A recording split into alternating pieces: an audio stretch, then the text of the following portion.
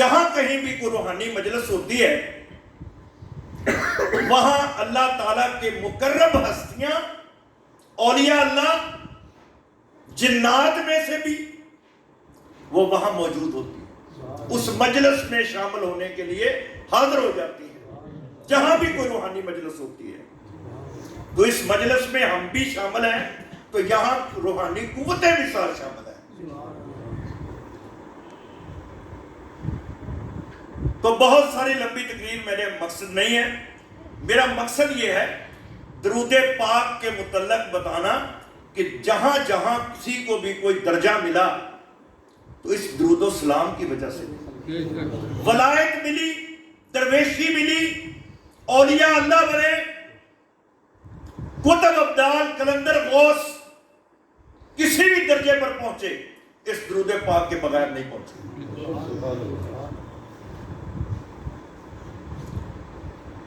اور آج میں چند ہستیوں کے متعلق آپ کو بتاؤں گا اور پھر اس کے بعد دعا۔ زیادہ لمبا میں خطاب نہیں کرتا، میرے عزیز بیٹوں کا مجھے بہت احساس ہے، خاص طور پر ان کی بھوک کا بڑا احساس ہے، سبحان اللہ، اس میں کوئی شک نہیں ہے۔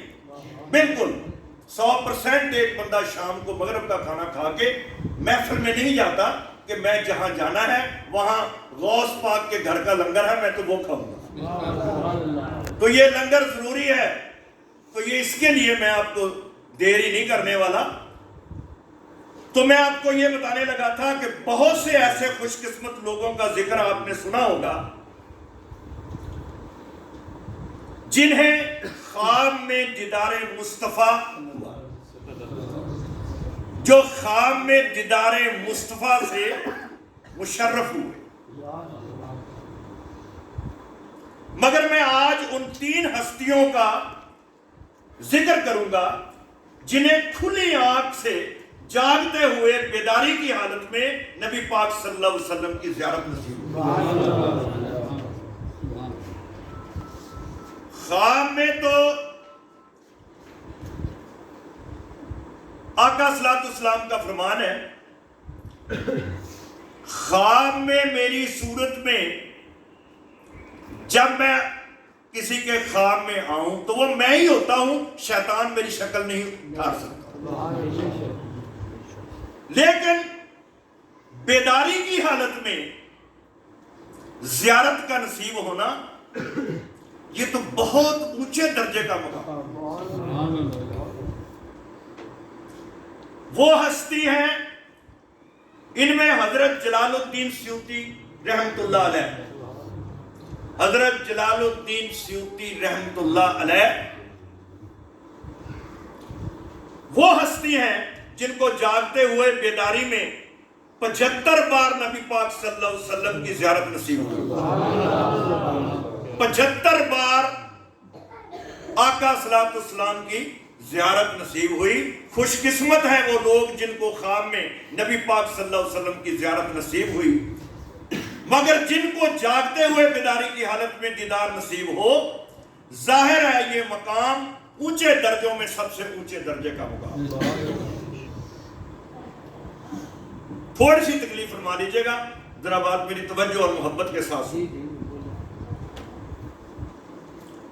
حضرت جلال الدین سیوطی رحمت اللہ علیہ فرماتے ہیں، میں اب تک بیداری کی حالت میں سرکار دو عالم کی زیارت سے 75 بار نوازا گیا ہوں،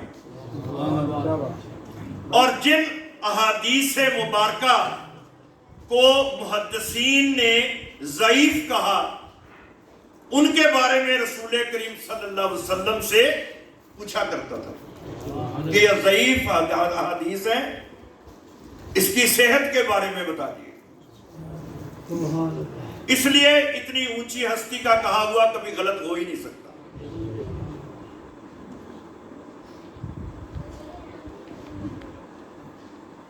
اللہ تعالی نبی پاک صلی اللہ علیہ وآلہ وسلم کا سب سے بڑا خود محب ہے۔ اللہ سب سے بڑا محب ہے۔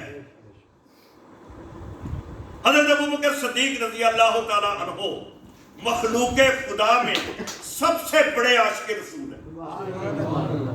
آقا صلی اللہ علیہ وسلم نے کہا میرے صحابہ رسول سب آسمان کے ستارے ہیں اور صدیق ان میں چاند ہے. عشق مصطفیٰ میں، محبت رسول میں صدیق اکبر رضی اللہ تعالیٰ عنہ کا کوئی ثانی نہیں.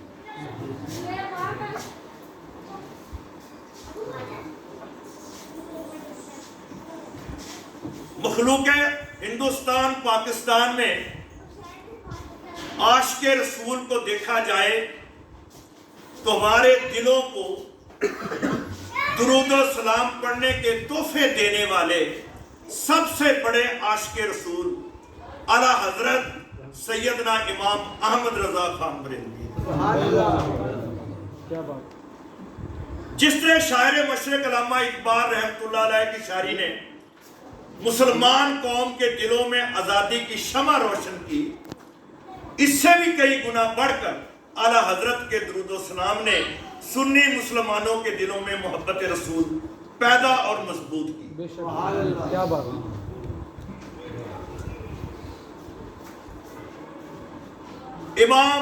حضرت امام غزالی رحمۃ اللہ علیہ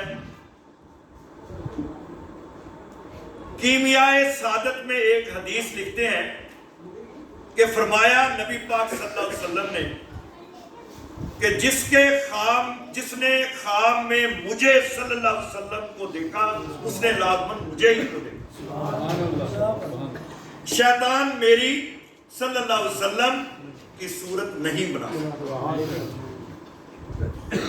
یوں اعلیٰ حضرت سیدنا امام احمد رضا خان بریلوی رحمۃ اللہ علیہ کو خواب میں کئی بار نبی پاک صلی اللہ علیہ وسلم کا دیدار نصیب ہوا، اور جب دوسری بار حج پر گئے اور مدینہ پاک کی حاضری ہوئی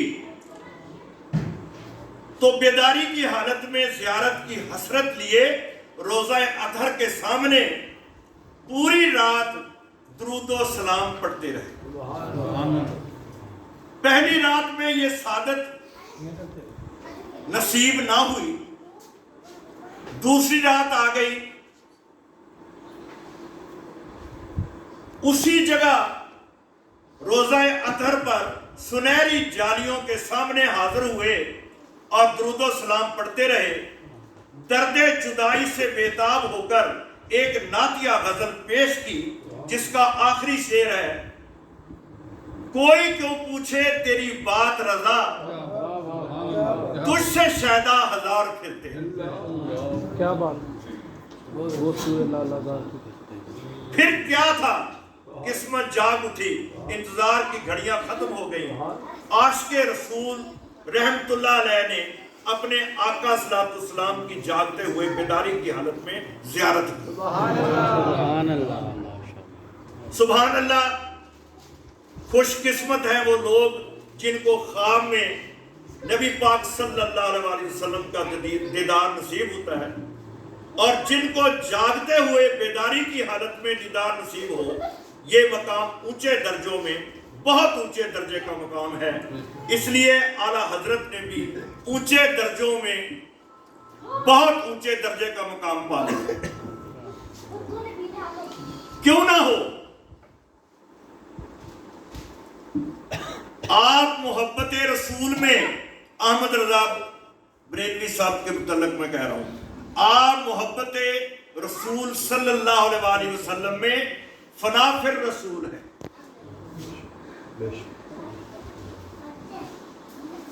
حضرت مسعود دراری رحمت اللہ علیہ، یہ تیسرے، میں نے آپ کو 3 کہے تھے. حضرت مسعود دراری رحمت اللہ علیہ بہت بڑے عاشق رسول گزرے ہیں. آپ بلاد و فارس کے صلحاء میں سے ہیں. نبی پاک صلی اللہ علیہ وسلم سے محبت اور درود شریف سے محبت کی آپ ایک انوکھی مثال تھے.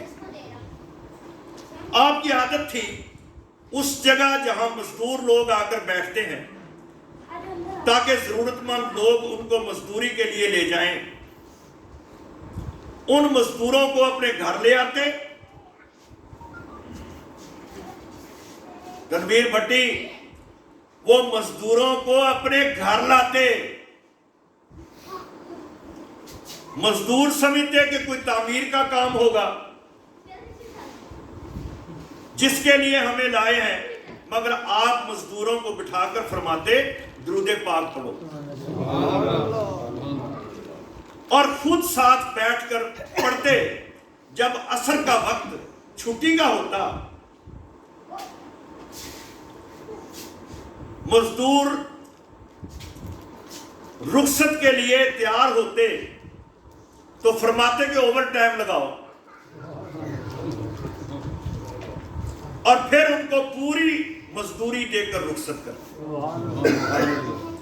हजरत शेख मसूद रहमतुल्लाह अलैह अपनी इसी मोहब्बत रसूल सल्लल्लाहु अलैहि वसल्लम की वजह से इस मकाम पर थे कि आपको जागते हुए बेदारी की हालत में नबी पाक सल्लल्लाहु अलैहि वसल्लम की ज़ियारत नसीब।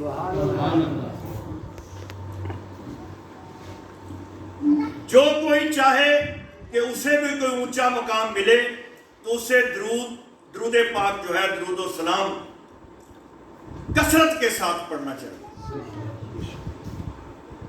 मोहब्बत रसूल की बात हुई तो सहाबा किराम की मोहब्बत रसूल का जिक्र करना लाजमी बात है। सहाबा रसूल से बड़ा कौन हो सकता है? आका सल्लल्लाहु अलैहि वसल्लम से मोहब्बत करने वाला, इश्क करने वाला। लंबे कद वाले हजरत सैयदना तलहा रज़ी अल्लाह तआला अन्हु, बहुत दराज कद था, 6.5 फुट का था, बल्कि 7 फुट का तो नबी पाक सल्लल्लाहु अलैहि वसल्लम के जलीलुल कदर साहबी थे। जंगे ओहद में जबकि हजूर अकरम सल्लल्लाहु अलैहि वसल्लम की शहादत की अफवाह सुनकर मुजाहिदीन में हलचल मच गई जंगे ओहद में, और सफ़े दरहम बरम हो गई। अक्सर सहाबा किराम परेशानी के आलम में जबले ओहद पर चढ़ रहे थे तो सैयदना तलहा रज़ी अल्लाह तआला अन्हु हजूर सल्लल्लाहु अलैहि वसल्लम को अपने सीने से लगाकर अपनी पुश्त को सुपर बनाए खड़े रहे।